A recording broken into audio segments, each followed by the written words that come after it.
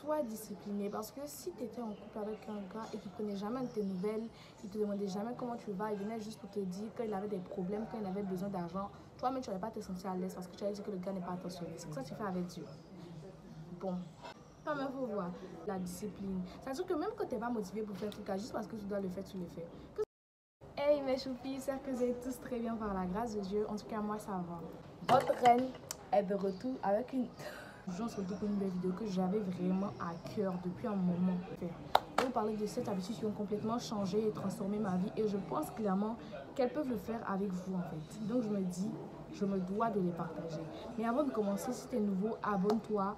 Moi je m'appelle Eliel, j'ai 17 ans et ma passion c'est de faire des vidéos qui vous font vous sentir bien. Aujourd'hui, il n'y a pas beaucoup d'argent, donc c'est l'eau et bois. Et avoir un bon mindset, je vous explique un peu. C'est-à-dire qu'on est le résultat de nos croyances et en fait, tout ce qu'on fait est basé sur ce en quoi on croit. La plupart du temps, la manière dont les gens vont se comporter, se tenir physiquement, poser des actes, ça sera en fonction de ce en quoi ils croient. Si tu es quelqu'un qui croit que le monde est beau, que les gens sont ouverts, tu seras assez sociable et assez à l'aise avec le fait d'aller discuter avec d'autres. Pourtant, si toi tu te dis que tout le monde est mauvais, les gens sont hypocrites, tout ça, en fait, ça va arriver parce que tu crois juste en ça et tu vas renvoyer ça aux gens. C'est ton mindset qui va tout déterminer dans ta vie. Parce que avant d'être physique, toute chose est d'abord spirituelle. Avant de poser chaque acte là, tu le fais déjà dans ta pensée. Les gens disent, c'est quand tu commets de l'adultère avec la femme de quelqu'un d'autre que tu as péché. Mais Jésus même a dit, quand tu penses au truc seulement là, tu as déjà péché. Parce que si tu as pensé, c'est que tu peux faire. Si tu penses positif, les bonnes choses vont t'arriver. J'ai lu dernièrement un livre là, ça s'appelle L'homme qui voulait être heureux, de Laurent Gounet. Les gens, en fait, ils étaient juste le résultat de ce en quoi ils croyaient. Et les gens qui étaient heureux, c'était pas parce que la vie était beaucoup plus facile pour eux, juste parce qu'ils avaient choisi de croire en les bonnes choses que la vie pouvait leur offrir. Aussi, décide de croire en de bonnes choses. Décide de croire en ce que Dieu dit de toi, en ce que Dieu pense de toi. It's possible when you believe in it. La deuxième habitude vraiment super cool, c'est de commencer à entretenir sa relation avec Dieu. C'est super important parce que l'homme a dans son cœur un vide qui est en forme de Dieu. Donc souvent tu vas penser que c'est avoir des amis, avoir de l'argent, avoir du succès, avoir des abonnés qui va faire que tu vas être heureux. Tu vas voir que toutes ces choses ne vont pas te rendre heureux en fait. Tu ne seras pas happy juste parce que c'est de Jésus que tu as besoin. Et du moment que tu as accepté Jésus, ça ne se limite pas là en fait. Il y a des grades. On grandit à chaque fois avec lui. Donc c'est quand tu vas entretenir ta relation, ton intimité avec Jésus que tu vas grandir. En fait la question est venue assez de fois sur Insta. À mon Insta, si tu me poses des questions. Donc j'en profite pour répondre en même temps. Tu peux commencer à prier. La Bible dit de prier sans cesse. Donc en tout temps, tu peux parler en langue dans ton cœur, dans le bus, en marchant. Prie tout le temps. Et puis, un conseil, c'est de demander au Saint-Esprit de tout. Ce que tu veux porter, ce que tu veux manger, ce que tu veux dire. Ça va faire que tu seras obligé de dépendre de lui en fait. Et ça va faire que l'intimité que tu as avec lui va grandir. Aussi, le truc, c'est de commencer à méditer la parole. Méditer, c'est d'avoir plus que lire. C'est-à-dire que ce que tu vas lire, tu vas essayer de l'appliquer tous les jours au quotidien de ta vie. C'est pas important de connaître toute la Bible. Mais si la petite partie que tu connais, tu l'appliques déjà assez bien dans ta vie, c'est déjà ça. Surtout, sois discipliné parce que si tu étais en couple avec un gars et qu'il prenait jamais de tes nouvelles, il te demandait jamais comment tu vas, il venait juste pour te dire qu'il avait des problèmes, qu'il avait besoin d'argent, toi-même tu n'allais pas te sentir à l'aise parce que tu allais dire que le gars n'est pas attentionné. C'est comme ça que tu fais avec Dieu. Bon. Quand même, faut voir. En fait, je voulais attirer votre attention dessus. Moi, imagine comment le cœur de Dieu est blessé quand souvent on s'en fout. On sait que c'est là de prier, mon prix manipule notre portable, mon prix il y a Netflix. Attendez. On n'a qu'à changer. En tout cas, il a testé ça. Ça marche vraiment. Prier, méditer. Si tu veux, il ne faut pas gêner. Mais les deux, il faut faire ça à 100%. Tu verras. La troisième habitude, vraiment genre super méga archi giga importante, je pense qu'il a totalement changed my life, guys, c'est de commencer à servir à l'église. Franchement, en fait, souvent on se dit que servir, ça va nous fatiguer, nous épuiser, mais non. On a plus de bonheur à donner qu'à recevoir.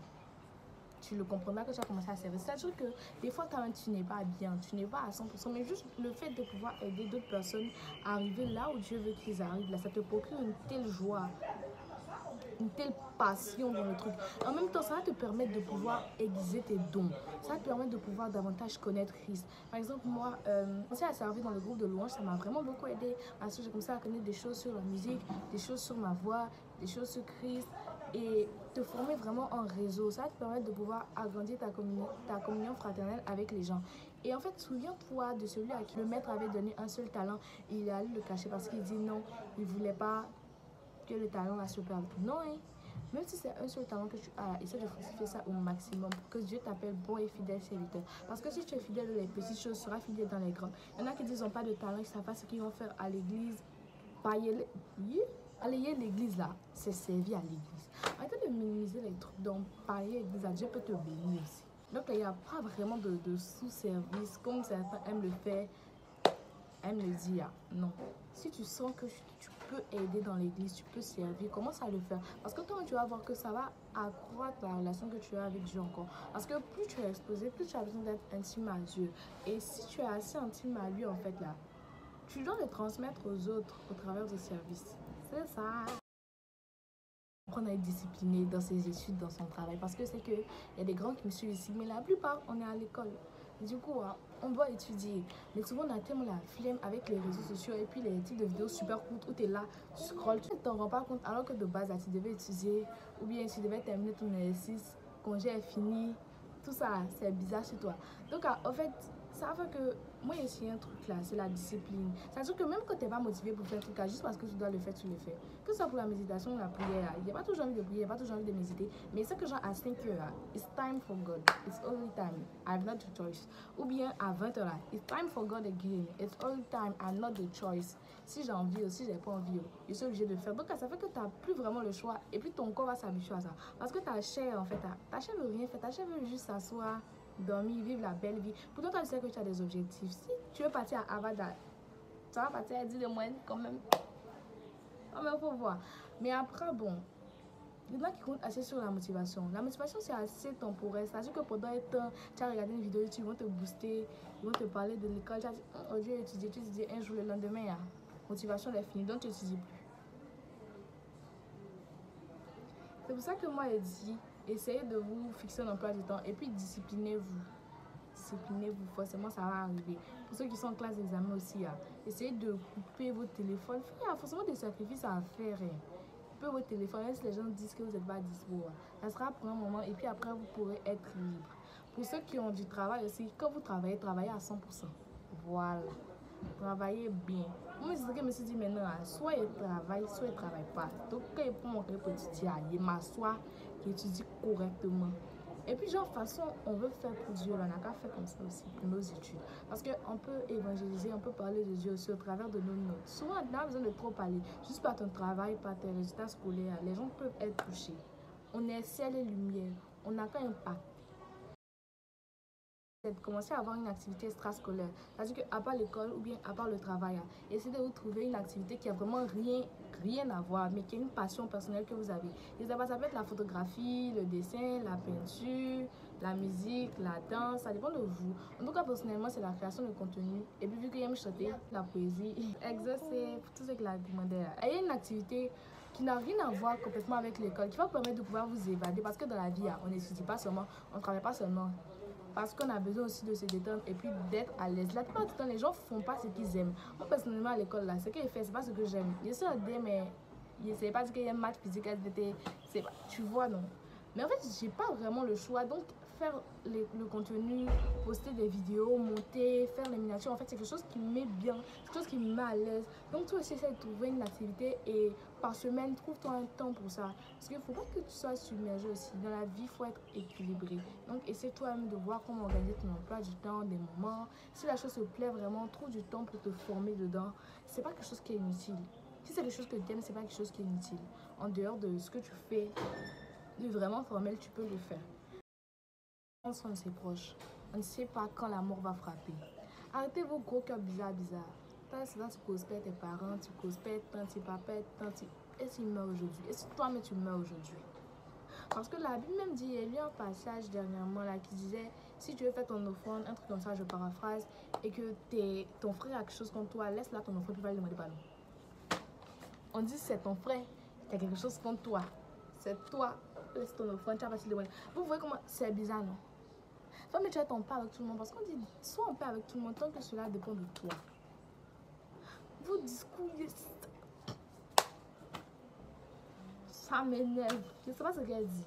Franchement, vis chaque jour comme si c'était le dernier. Tes parents, peut-être que tu les as vus aujourd'hui, demain tu ne vas pas les voir. Tu n'es pas le maître de ta propre vie. C'est Dieu qui contrôle tout. On ne sait ni le jour ni l'heure. Si pendant que tu es en train d'insulter, juste n'a pas que ta maman, tu t'es énervé, elle était là que si tu es parti au travail, voici la cogner là-bas. J'ai dit ça comme ça, elle est décédée. Tu seras content. Ton gros cœur, ça t'aura donné quoi? Franchement, il ne sait pas aimer. Si ça dépend de vous, soyez en paix avec tout le monde. Aujourd'hui même, à partir d'aujourd'hui même, même les gens, tu ne veux pas trop être en contact avec eux. Mais soyez en de bons termes. Être en de bons termes, ça ne veut pas dire que vous allez recommencer à causer, être super pote. Mais au moins, il n'y a plus de recul. C'est ok. Parce qu'il y en a, vous faites du genre, la famille, ça reste the most important. La dernière habitude, c'est d'avoir 5 amis. C'est bizarre, mais en fait, on est la moyenne de 5 personnes qui nous entourent. Et en fait, si tu es entouré d'idiots, tu seras le 6e idiot. Je suis sérieuse, hein. Tu es la moyenne de 5 personnes qui t'entourent. Donc, si tu t'entoures de personnes qui aiment les bêtises, qui aiment chiller, qui aiment boire, tu seras le 6e alcoolique. Faut pas t'étonner. Voilà. Les mauvaises compagnies corrompent les bonnes mœurs. La Bible a déjà dit ça. Et je vais vraiment m'attarder souvent parce que c'est vraiment important. Quel que soit ce que tu vas faire, quelles que soient les décisions que tu vas prendre de changer de vie, en fait, ton entourage aura toujours un impact sur toi. Et si tu t'entoures des personnes qui vont toujours te faire retomber et puis partir derrière, tu n'avanceras pas parce que tu t'en vas devant, eux ils t'en voient derrière. Ça me faut voir. En fait, non, c'est à tu dois vraiment prendre la décision de changer le truc. Personne ne viendra changer ta vie à ta place. Est-ce que tu vois en fait? Ensemble, si tu as besoin de parler, en tout cas, moi aussi, là, dans mes commentaires, là, tout le monde se mélange, tout le monde cause. Mais les réseaux sociaux, il les a déjà laissés là. Donc, franchement, choisissez bien vos amis, les gars. Ce sont eux, soit qui vont vous aider à grandir et à vous propulser dans votre destinée, soit à retomber encore dans les choses que vous avez décidé d'arrêter. Franchement, priez pour vos amis. Tu peux pas être ami. Toi, seul, tu as 1000 amis. Aïe. Aïe. Tu es sûr que ce sont tes amis. Parce qu'il y en a là. C'est juste parce qu'ils n'ont pas envie d'être ceux qui continuent à être avec leur mauvaise compagnie. Mais le Saint-Esprit est avec toi. Et si tu crois fermement, moi je crois en tout cas que si tu décides d'abandonner des gens juste parce que tu veux améliorer ta relation avec Dieu, là, il va forcément t'envoyer des personnes bien meilleures que celles que tu croyais bonnes pour toi. Là. Et puis toi-même, tu seras choqué.